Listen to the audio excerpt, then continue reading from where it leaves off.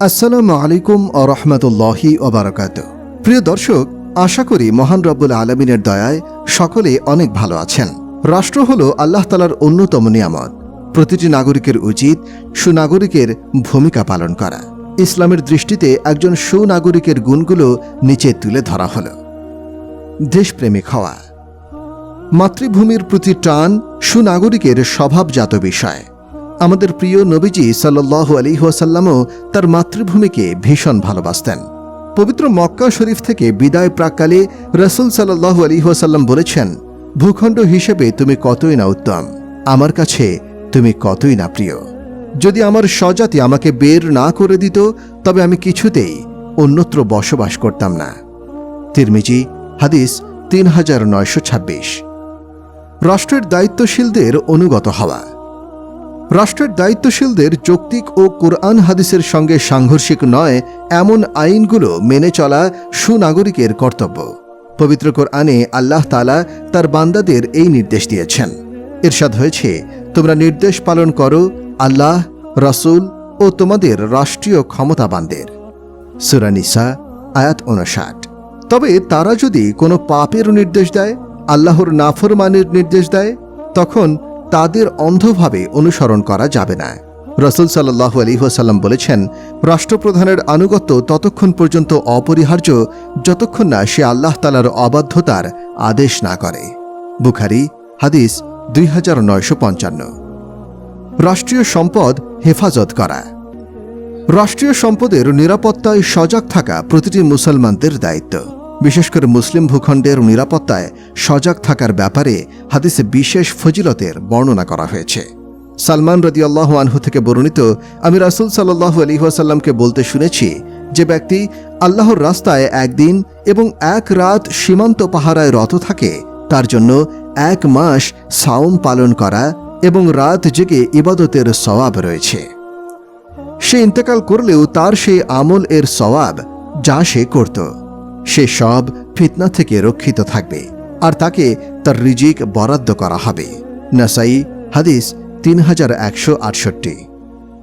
সম্প্রতি দেশের আইন শৃঙ্খলা পরিস্থিতি নিয়ে জনমনে উদ্বেগ বৃদ্ধির কারণে পাড়ায় পাড়ায় স্বেচ্ছায় এলাকা পাহারার উদ্যোগ নিয়েছে তরুণ সমাজ। তারা যদি এই হাদিসের উপর আমল করার নিয়ত করে নেয়, তাহলে তারা এই সওয়াব পাবে ইনশাআল্লাহ। বিশৃঙ্খলা থেকে দূরে থাকা। সুনাগরিক কখনো কোনো বিশৃঙ্খলা সৃষ্টি করবে না।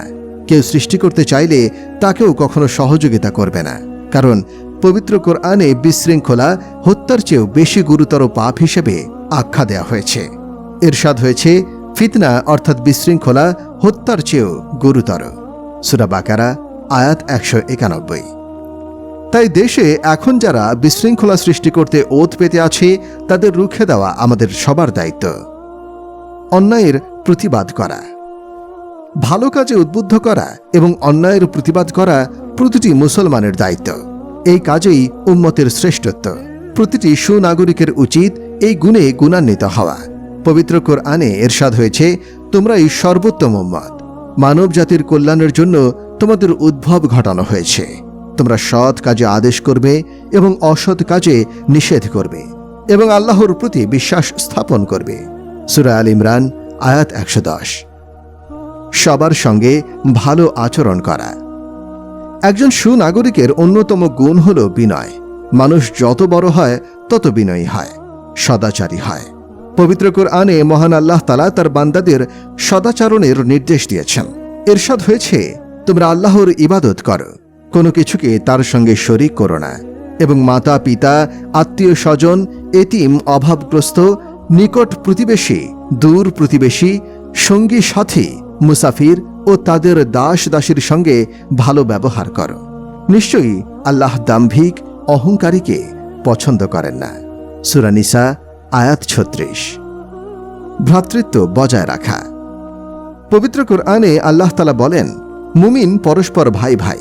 সূরা হুজুরাত, আয়াত 10। এতদিন শহরে মানুষ আত্মকেন্দ্রিক ছিল, কিন্তু এখন এলাকার নিরাপত্তা রক্ষা করতে গিয়ে সবার সঙ্গে সবার পরিচয় ও সম্পর্ক তৈরি হচ্ছে। এটি অবশ্যই ভালো উদ্যোগ। অন্যের ব্যথায় ব্যথিত হওয়া। আল্লাহর রাসূল সাল্লাল্লাহু আলাইহি ওয়াসাল্লাম বলেন, সব মুসলমান একটি দেহের মতো। যদি তার চোখ অসুস্থ হয় তাহলে পুরো শরীর অসুস্থ হয়ে যাবে। যদি তার মাথা অসুস্থ হয় তাহলে তার পুরো শরীর অসুস্থ হয়ে যায়। মুসলিম হাদিস 6754। অভাবীর পাশে দাঁড়ানো। ইবনে আব্বাস রাদিয়াল্লাহু আনহু থেকে বর্ণিত, রাসূল সাল্লাল্লাহু আলাইহি ওয়াসাল্লাম বলেছেন, ওই ব্যক্তি মুমিন নয় যে পেট পুরে খায় অথচ তার পাশের প্রতিবেশী না খেয়ে থাকে। আদাবুল মুফরাদ হাদিস 112।